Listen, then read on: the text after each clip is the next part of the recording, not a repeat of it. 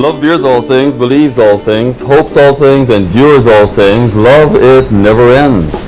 We have come together in the presence of God to witness the marriage of John and Ashton, to ask God's blessing on you and to share in your joy. So looking her in the eyes, John, your answer to this question is, I will. I will. Yeah, better be I will. John, will you take Ashton to be your wife? Will you love her, comfort her, honor and protect her, and forsaking all others be faithful to her as long as you both shall live? I will. And Ashton, will you take John to be your husband? Will you love him, comfort him, honor and protect him, and forsaking all others be faithful to him as long as you both shall live? I will. I, John, Take you, Ashton, take you, Ashton, to be my lawfully wedded wife, to be my lawfully wedded wife, to have and to hold to have and to hold from this day forward, from this day forward, for better or for worse, for better or for worse, for richer or poorer, for richer or for poorer, in sickness and in health, in sickness and in health, to love and to cherish to love and to cherish for the rest of our lives. for the rest of our lives.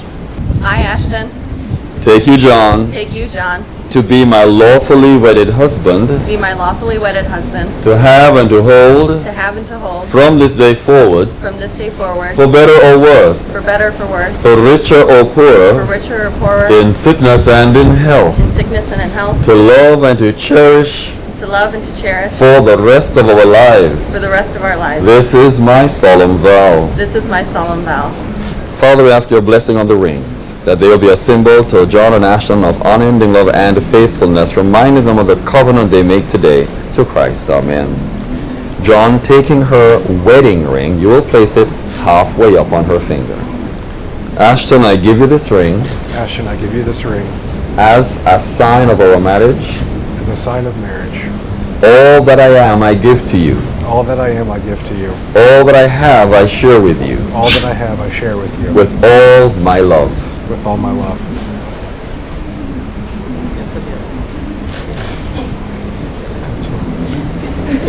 Tiny pudding. John, I give you this ring John, I give you this ring as a sign of our marriage. as a sign of our marriage. All that I am, I give to you. All that I am, I give to you. All that I have, I share with you. All that I have, I share with you. With all my love. With all my love. You may complete putting on the band. It's great.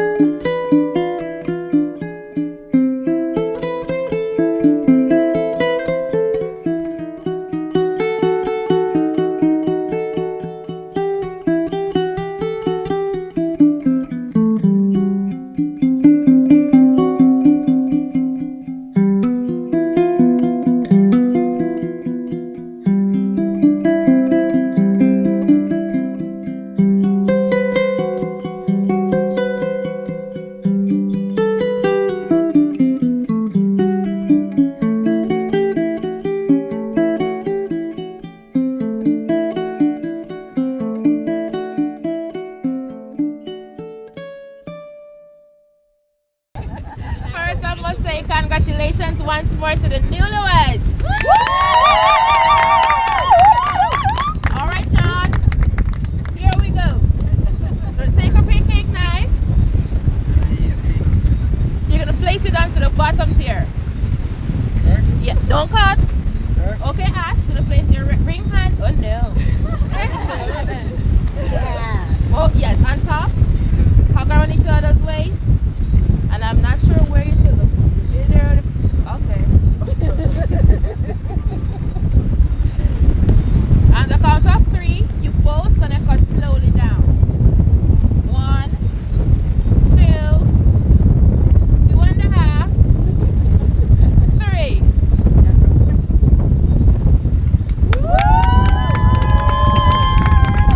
Alright. Now I'm gonna assist you take out the slack. Alright, John. That small piece that I singled out, you're gonna place it halfway into your mouth. Hold it with lips, leave piece hanging in your mouth. Don't break it.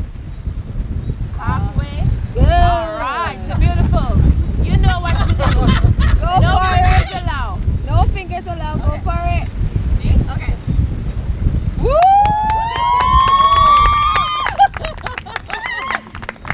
Take up your champagne flute, hold them by the stem, hold them in your right hand, facing each other. Interlock champagne flute. Alright, beautiful. You're going to place your ring hand on his elbow. Once looking at your foot, no drinking. Once looking at your photographer. John, smile. Turn it a little bit. There we go. You both gonna go for a drink now. Go for a drink. Keep the interlock. And you're gonna go for a kiss. That's the kiss of love, joy, peace, and prosperity. Congratulations once more.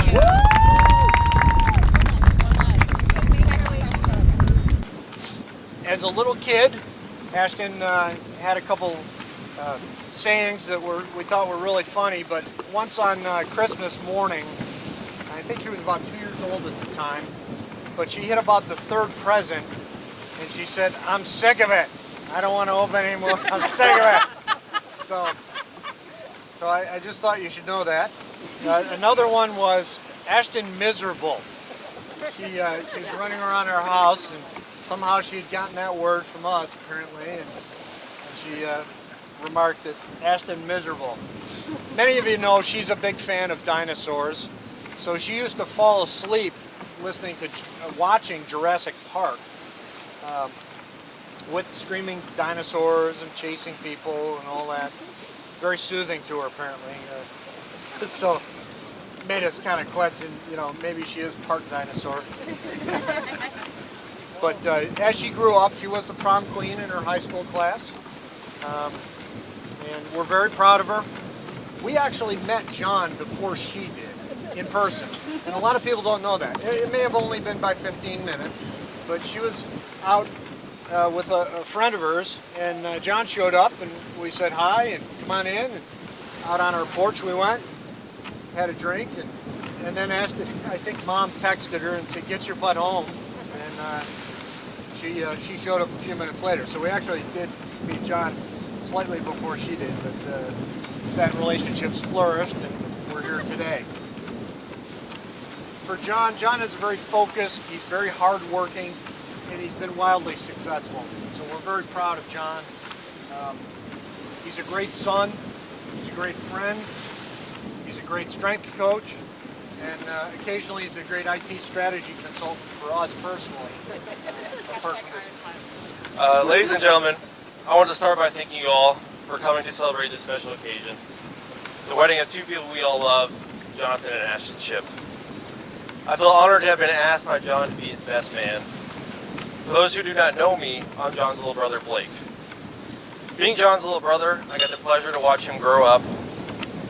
Looking back in the last 4 years, I noticed that John was governed by a law that was respectfully named after him, called John's Law.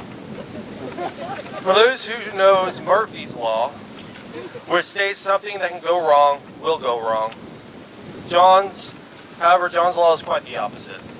John's law states that anything can go wrong will work out in his favor. So, I know some of you might be thinking, what is he talking about? John's law? That doesn't make any sense. But before you come to that conclusion, please hear me out. Let me start by telling you a story of how Ashton and John first met. John decided to sign up for the dating app called Match, which is part of Match.com. When signing up, you get to create a username for your profile. Of all the possible username choices out there that might seem to indicate you want a serious relationship, John decided to use their new username Raspberries Yum. Which was my first realization of what seemed destined for failure has worked out in John's favor, supporting the governing powers of John's law. Even with that username, Ashton and John matched and they started talking. After talking for some time, John's charm prevailed, and Ashton agreed to meet him in person for their first date. John was to arrive at Ashton's parents' house to pick her up on the first date. On this day, John walked up to the folks' house and knocked on the front door. And to John's surprise, Ashton's family answered and not Ashton. After talking to the folks, he came to the conclusion that Ashton was not home. Which comes to my second realization of the governing powers of John's law. In this potentially awkward situation, the folks invited John into their home, where he hung out with the family, and until Ashton arrived for their first date. This first date led to more dates, and then turned into a relationship. So I hope everyone in attendance here is starting to see that John's law has some truth to it. Let me finish out this speech with one more realization. For those who don't know, John is a very committed person when it comes to things he loves and enjoys. He will spend much of his time, energy, and money in pursuing these interests, even to the point where it's hard to pull him away. Those interests range from playing music, learning about computers, working, and most recently, if you all haven't noticed, weightlifting. I came to my third realization when I noticed John found someone that accepted him, no matter how unreasonable those interests might be. Ashton became a passion that John was willing to dedicate himself to above all others. He found someone that made him a better person, and he learned to take breaks from work, relax more, and pursue to have more fun. I believe you both are the perfect fit for each other, and I couldn't be happier in welcoming Ashton to the family.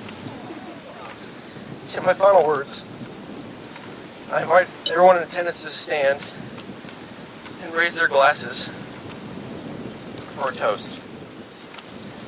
To my best friend and brother, and to his beautiful new wife. We wish you a lifetime of happiness. Thank you.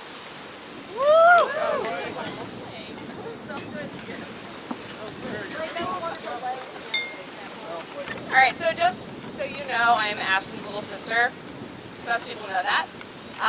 As a younger sibling, one of your first examples of what a human should be like is your older sibling. So ever since I can remember, I wanted to be just like Ashton. When Ashton started cheerleading, I asked my mom to sign me up. And then I got kicked in the face and I quit. But when Ashton started wearing bras, I would sneak into her room and try them on and pretend they fit. When she had sleepovers with friends, I would invite myself into the sleepover, and if she got annoyed with me and locked me out of her room, I would do what any respectable younger sibling would do and sleep on the floor outside of her room. And then one day, Ashton met John. Well, actually, I met John first. You've heard that story. But still.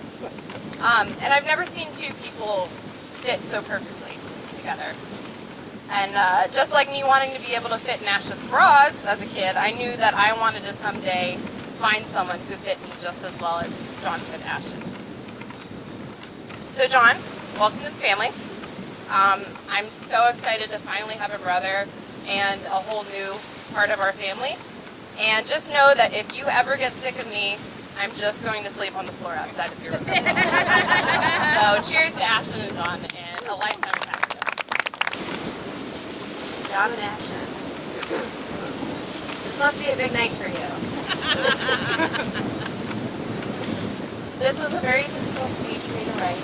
not for lack of content, but rather on trying to find an articulate way to tell our stories without us sounding like complete weirdos in front of your families. But at the very least, my family's not here. So here we go.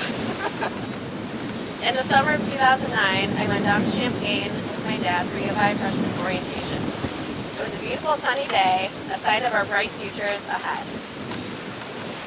I remember a friendly tan girl with caramel highlights came up to talk to me. Her name was Ashton, which I always remembered because I noted how unique of a name it was. Even though we were in the same psychology program, I didn't expect to see her again since the university was so big. But I was wrong. As fate had it, we both ended up joining the same sorority, Alpha Omicron Pi. Throughout our pledgeship, I got to spend more time with Ashton and brought up to her how we had actually met at orientation. To this day, she has no recollection of meeting me. I consider this her first blackout of college. As cliche as it sounds, the sorority or women's fraternity that brought us back together truly gave me another sister after the extremely difficult decision to leave my own sister to go to school 3 hours away from home. The next 3 years of my life were some of the best because Ashton was by my side 95% of the time. Other than double majoring in the exact same things, our other activities included napping, consuming potatoes, both garlic roasted and distilled, watching our favorite TV shows, Duck Dynasty, River Monsters, and Game of Thrones, and pranking our poor other friends. Some of our prouder moments included using a small rodent cage as a prop and telling guests that our rat had escaped. We did not have any pets. Freezing our friend Zach's TV remote in ice and giving it back to him as a birthday present. And making everyone bring homemade dishes to our annual Christmas soiree since we were making the chicken, which was a rotisserie chicken from Meyer that we kept warm in the oven. Everyone was very impressed. Through good times and bad times, difficult classes, breakups, drunken mistakes, and sorority drama, Ashton was there with me through it all. She's truly one of the most selfless, generous, and supportive people that I've known and has been a rock for me since we became friends 9 years ago. One of the hardest things about moving out of our apartment senior year was leading the life that we had built together. Ironically, we maybe would not have even been here today in beautiful Jamaica if it would have been legal for us to get married when we had that bright idea in 2012 at the Champaign County Courthouse. Luckily for John, though, I had started online dating and encouraged Ashton to try when we were both single and starting our post-grad lives. This is, in fact, how she ended up meeting John. So, John, you're welcome. I also met John in Champaign when I went to homecoming with Ashton in 2015. We decided to call it an early night, and John had us back to his apartment where he had made a giant bed fort, and we watched movies the rest of the night. That's when I knew John would fit right in with us. John, do you at least remember meeting me? Ever since, it has been a pleasure getting to know him and see their relationship blossom into what it is today. I'm glad I was able to witness him making his very first pancake, which was a year ago, go on a double date to a bathhouse, and that he joins us on our weekly calls to give his input on the very important things that we discuss. And now they're settled down. They have the house, the dog, a beautiful wedding, and most importantly, 24/7 QC access. Thank you. Ashton, this is well deserved because you had a really rough time before meeting Sean. While we encountered many strange people, we ended up having to live with one that we found on Craigslist, referred to himself as Chris Danger. My mom still doesn't believe us when we try telling her, but I guess ignorance is bliss. She's never had good luck with her cell phone, even up to this day. but once panicked because she thought she had dropped it into her bowl of chili dip before putting it in the microwave. That was a false alarm, thankfully. And when we all moved into the sorority house, she had just broken her ankle on a slip and slide. And that's when I met Mrs. Falk for the first time. Ashton's tough, though, and makes the best out of every situation, including the time when she needed a ride home from the bars and befriended a cop to give her a lift. Or when someone spilled on her on the dance floor on spring break and she cleaned up and rallied on. But this is life. Crazy things get thrown at you and you just have to adapt. There's nobody else I would have or would want to get stuck out in a double tornado with or clean out a horse stall with. Ashton is a strong person, even without ironclad fitness. And a wonderful partner in crime. I'm so happy that my other half found her other half. Congratulations to John and Ashton Schipp. I love you both so much. I love you so much.